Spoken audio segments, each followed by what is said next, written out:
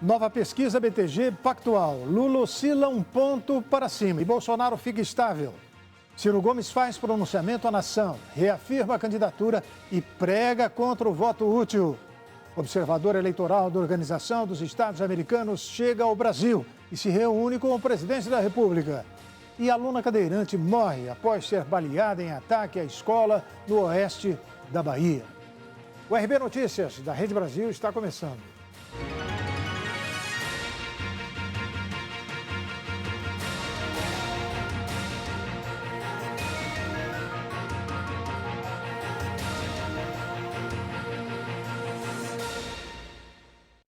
Pesquisa BTG Pactual FSB, divulgada hoje, mostrou uma diferença de 10 pontos percentuais entre o ex-presidente Luiz Inácio Lula da Silva e o atual presidente Jair Bolsonaro.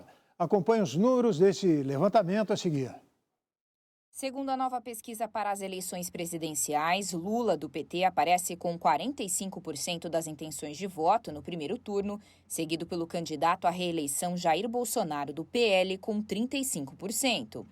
No levantamento anterior, divulgado no dia 19 de setembro, Lula tinha 44%, enquanto Bolsonaro manteve o mesmo percentual. Em um possível segundo turno entre os dois candidatos, Lula aparece com 52% e Bolsonaro 40%.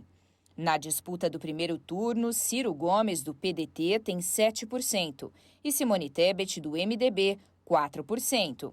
Já Felipe Dávila, do Novo, e Soraya Tronic, do União Brasil, aparecem com 1%. Os outros candidatos não pontuaram. A pesquisa mostrou ainda que brancos e nulos são 4%. Já os que não sabem ou não responderam somam 2%. O levantamento ouviu 2.000 pessoas por telefone entre os dias 23 e 25 de setembro. A margem de erro é de 2 pontos percentuais para mais ou para menos e o nível de confiança de 95%. E atenção que temos números diferentes. Agora há pouco, pesquisa IPEC, encomendada pela TV Globo, mostrou o ex-presidente Lula com 48% das intenções de voto, contra 31% de Jair Bolsonaro.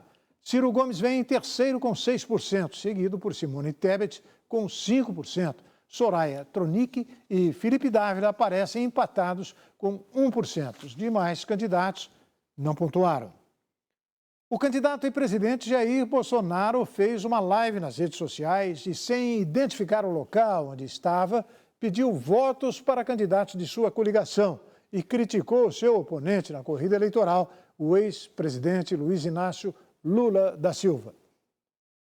Proibido pelo TSE de realizar lives dentro do Palácio da Alvorada, Bolsonaro fez uma transmissão ao vivo nas redes sociais, sem identificar o local onde estava.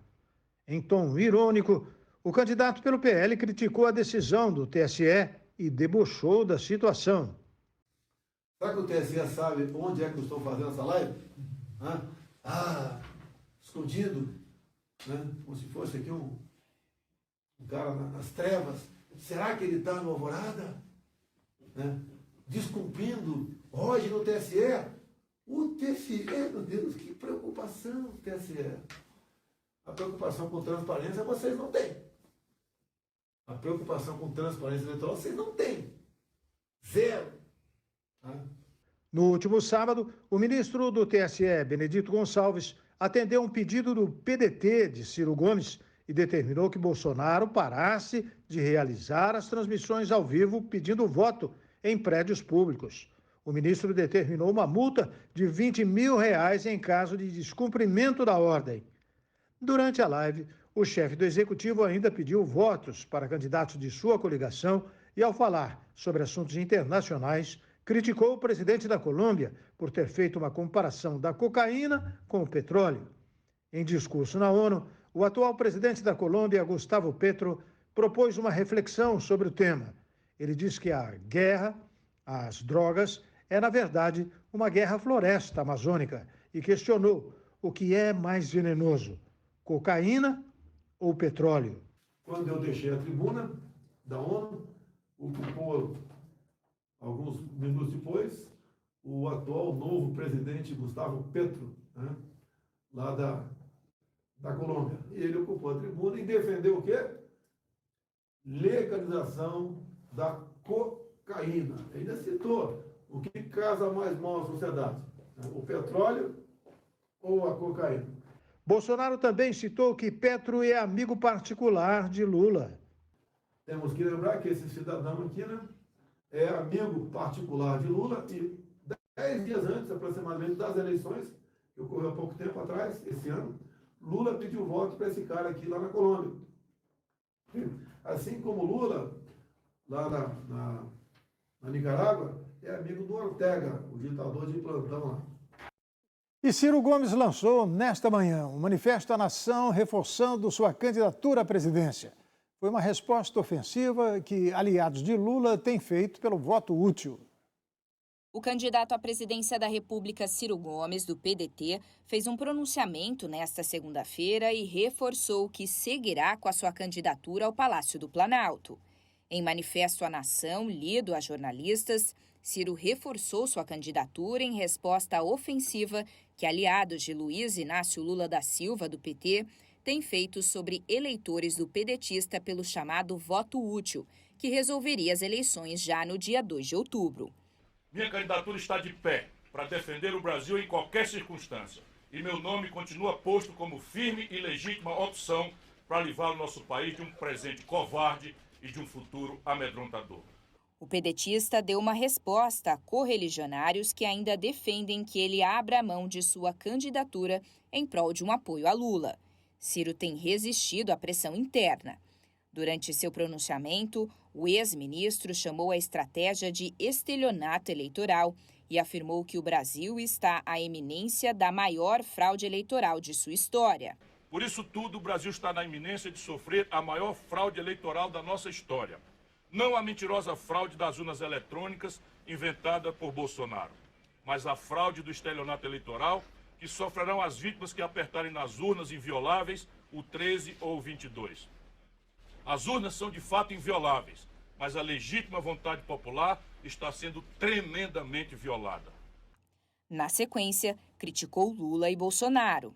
Pois os que pensam que apertar o 13 elegerão Lula, mesmo que com seus defeitos, estarão na verdade elegendo os mesmos que saquearam o país nos últimos anos, com os quais Lula vergonhosamente de novo se aliou. Aqueles que pensam que ao apertar o 22 elegerão Bolsonaro, mesmo que com as suas deformidades, estarão, na verdade, elegendo a outra parte da corja que saqueou o país em governos anteriores e que pularam agora para o novo barco que disputa com a mesma rota a reta de chegada ao caos. Sobre o voto útil, Ciro disse que isso seria uma forma de eliminar a liberdade do eleitor.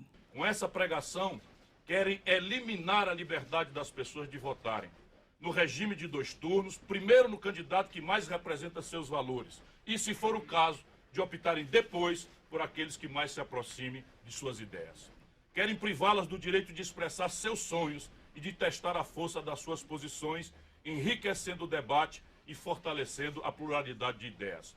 Querem calar as vozes das dissidências e submetê-las sob o regime do medo e do terror velado a 2 blocos rivais que se escondem no maniqueísmo e no personalismo para disfarçar as profundas e definitivas semelhanças de suas candidaturas.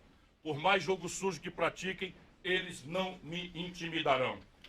Ao fim da leitura da carta, militantes do PDT que estavam presentes trocaram um grito de guerra da campanha para Ciro não desiste, Brasil resiste. Brasil resiste! E o ex-presidente Luiz Inácio Lula da Silva realizou um comício na quadra da Escola de Samba Portela, em Madureira, na zona oeste do Rio de Janeiro. Durante o encontro com apoiadores, Lula disse que, se eleito, vai revogar o teto de gastos. O encontro, que aconteceu neste domingo, teve como anfitrião o prefeito do Rio de Janeiro, Eduardo Paes, do PSD. Durante seu discurso, que durou aproximadamente meia hora, Lula afirmou que vai acabar com o teto de gastos quando for presidente da República. A regra, criada por uma emenda constitucional em 2016, prevê que o governo só pode aumentar os gastos do orçamento conforme a inflação. Não é porque eu quero gastar de forma irresponsável que eu aprendi com a dona Lindu. Minha mãe era analfabeta, mas ela pegava o pagamento dos 8 filhos Ela sabia contar dinheiro. E ela pegava o dinheiro da padaria, o dinheiro do bar, o dinheiro do ônibus, o dinheiro de cada um. Então é o seguinte, a gente não pode gastar mais do que tem. A gente só pode gastar o que a gente tem. Mas se for para a gente fazer uma coisa nova, a gente pode fazer uma dívida. Lula afirmou que vai voltar à presidência da República e vai consertar o país. Eles agora estão nervosos comigo, porque eu estou falando o seguinte, se preparem, porque eu vou voltar. A gente vai consertar esse país e vocês vão poder, no final de semana, juntar a família e fazer um churrasquinho. Eu fico com água na boca quando eu digo a gente vai tirar uma fatia da picanha com um pouquinho de gordura, colocar na farinha e tomar um copo de cerveja gelado. É tudo que a gente precisa para ser feliz. A seguir, Fábio Faria desmente boatos de armação com Ciro Gomes em debate no SBT. E Igreja Ortodoxa desmente ordenação do padre Kelmon. O RB Notícias vai voltar daqui a pouquinho. Fique com a gente.